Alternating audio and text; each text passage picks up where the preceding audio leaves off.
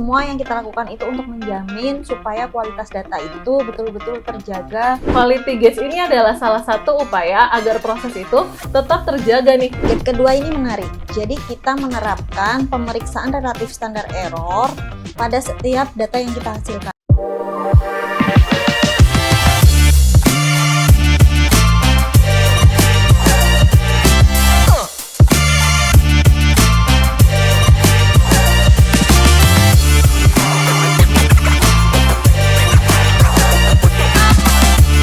Halo sahabat data, senang sekali kita bisa berbincang dalam Bisik Data, bincang statistik industri kita. Perkenalkan, nama saya Aulia. Saya Nabila. Kami dari Direktorat Statistik Industri. Topik kita hari ini mungkin terdengar cukup teknis ya, tapi sebenarnya sangat penting untuk menjaga mutu dan kualitas data BPS, yaitu quality gates. Betul Mbak Aul, jadi mungkin banyak dari sahabat data yang belum tahu nih proses di balik data-data yang dirilis oleh BPS. Jadi ada suatu proses panjang yang memastikan nih bahwa kualitas data yang akan dirilis oleh BPS ini harus sesuai dengan standar. Nah, quality gates ini adalah salah satu upaya agar proses itu tetap terjaga nih kualitas datanya dari awal sampai akhir. Kalau kita lihat, sebenarnya BPS itu sudah punya dua mekanisme penjaminan kualitas, yaitu monitoring kualitas dan pengukuran kualitas. Tapi kenapa ya kita tuh masih perlu quality gates? Jadi memang dua mekanisme itu sudah bagus dan sudah ada ya di BPS. Namun keduanya itu memiliki keterbatasannya masing-masing. Dimana kalau misalkan monitoring kualitas itu seperti kayak early warning system ya, itu sistem peringatan dini yang memberi sinyal nih kalau misalkan ada potensi-potensi kesalahan ketika kita mengumpulkan data. Namun keterbatasan dari monitoring kualitas sendiri nih pelaksanaannya cukup berat. Jadi dia butuh sumber daya manusia yang banyak dan juga dia hanya fokus di pengumpulan data aja. Bagaimana dengan pengukuran kualitas? Pengukuran kualitas sendiri juga ada kekurangannya, Nay.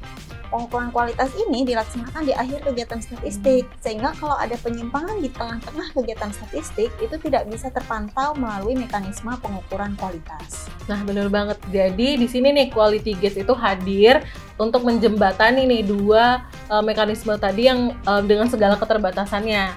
Jadi kayak sesuai namanya nih, quality gates itu dia semacam penjaga gerbang gitu ya. Jadi sebelum kita bisa melewati gerbang tersebut, kita harus memastikan nih bahwa kualitas pelaksanaan di tahap statistik sebelumnya itu sudah sesuai dengan standarnya. Jadi prinsipnya setiap tahapan punya pemeriksaan sendiri ya, sehingga data yang kita hasilkan itu terjamin kualitasnya dan terjamin juga mutunya. Ya, betul. Jadi tadi sudah bicara soal tahapan statistik ya. Jadi BPS sendiri itu punya proses tahapan kegiatan statistik itu disebut dengan GSBPM atau General Statistical Business Process Model, di mana tahapannya itu sangat panjang, mulai dari specify needs, design, build, collect, process, analyze, disseminate, hingga yang paling terakhir itu evaluate atau evaluasi. Betul, dan quality gates diterapkan di setiap gate yang berdasarkan GSBPM tadi ya, sehingga setiap tahapan itu terukur dan terdokumentasi secara baik. Nah, sama dengan tahapan tadi ya, di quality gate sendiri itu punya beberapa komponen tersendiri ya?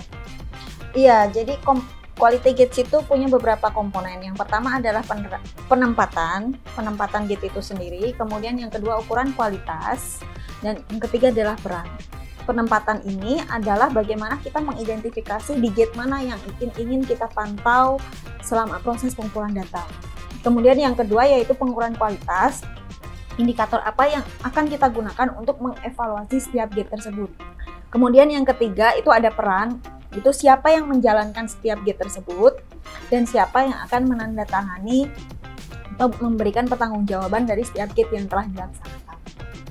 Bukan cuman itu ya, ada yang namanya juga toleransi atau batas yang harus dipenuhi gitu ya untuk di setiap tahapan atau di quality gate itu. Jadi kalau misalkan memang masih belum memenuhi standar, itu kita bisa melakukan aksi preventif atau aksi korektif gitu ya. Betul. Juga di akhir tentunya harus ada evaluasi nih untuk melihat proses-proses yang sudah dilalui sebelumnya itu apakah sudah sesuai dengan standar, dan juga untuk pelajaran di gate-gate berikutnya gitu ya. Betul, dengan begitu setiap tahapan punya sistem kontrol yang jelas, dan itu bukan sekedar formalitas ya. Semua yang kita lakukan itu untuk menjamin supaya kualitas data itu betul-betul terjaga dari awal hingga akhir pengumpulan data.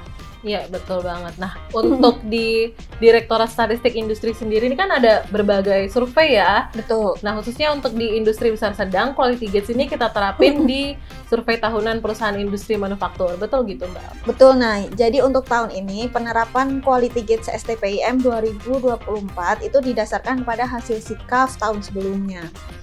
Berdasarkan hasil SIKAF tahun sebelumnya, masih diperlukan perbaikan pada tahap pengumpulan data dan pengolahan data.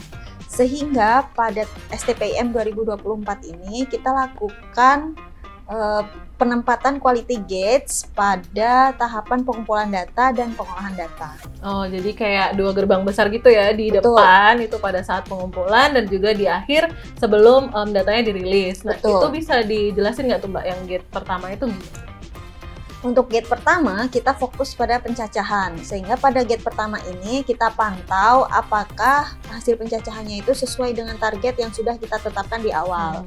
Selain itu, kita juga melakukan pemeriksaan KBLI. Apakah pengisian KBLI yang dilakukan oleh pencacah sudah sesuai dengan usaha atau jenis usaha dari perusahaan tersebut. Nah, sehingga pada akhir pengumpulan data, baik dari sisi response rate juga tercapai, tapi dari sisi kualitas data dan pengisian KBLI-nya juga baik. Wah, ini berarti prosesnya lumayan panjang ya. Jadi Betul. mulai dari awal pendataan itu dari bulan April ya, dari April 2025 sampai nanti selesai pengumpulan itu di bulan November 2025. Betul. Lalu untuk gate selanjutnya nih, untuk gate yang kedua itu ada gate apa Mbak? Gate kedua ini menarik. Jadi kita menerapkan pemeriksaan relatif standar error pada setiap data yang kita hasilkan. Seperti kita ketahui bersama, STPIM itu berubah metode pencacahannya dari cacah lengkap ke sampel. Ketika kita berubah menjadi sampel, maka kita perlu melakukan pemeriksaan relatif standar error.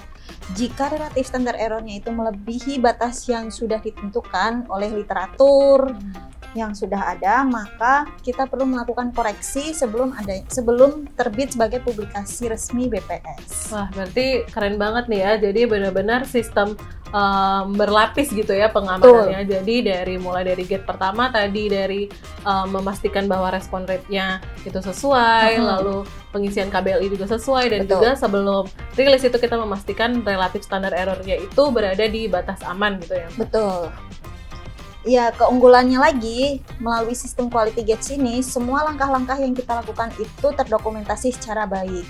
Sehingga pada saat nanti ada pemeriksaan atau pengguna data ingin tahu proses bisnis dari pengumpulan data kita, itu bisa terdokumentasi melalui Quality Gates ini. Oke, jadi kalau bisa diambil kesimpulan nih, Quality Gates itu tuh bukan hanya sekedar administratif ya, tapi juga komitmen BPS nih untuk kepada pengguna data, sahabat data sekalian, bahwa data yang dihasilkan BPS ini bahwa sudah melewati berbagai macam tahapan pengukuran kualitas dan penjagaan, sehingga nanti data yang dirilis akan benar-benar berkualitas sesuai dengan standar internasional. Betul, karena setiap data yang kita hasilkan itu prosesnya panjang. Sehingga Quality Gates ini untuk memastikan bahwa data yang diterima oleh masyarakat itu benar-benar andal dan bisa dipertanggungjawabkan. Wah, keren banget nih berarti ya sahabat data. Berarti dari obrolan kita ini kita bisa memberitahu nih pada sahabat data bahwa proses pengumpulan data di BPS itu bukan hanya sekedar dari persiapan saja nih pada saat pelaksanaan, itu juga harus dipastikan bahwa kualitasnya itu sesuai dengan standar internasional. Jadi semoga dari obrolan kita ini bisa menambah pemahaman sahabat data tentang bagaimana BPS memastikan kualitas data yang dihasilkan. Terima kasih sudah mendengarkan dan Sampai jumpa di episode berikutnya.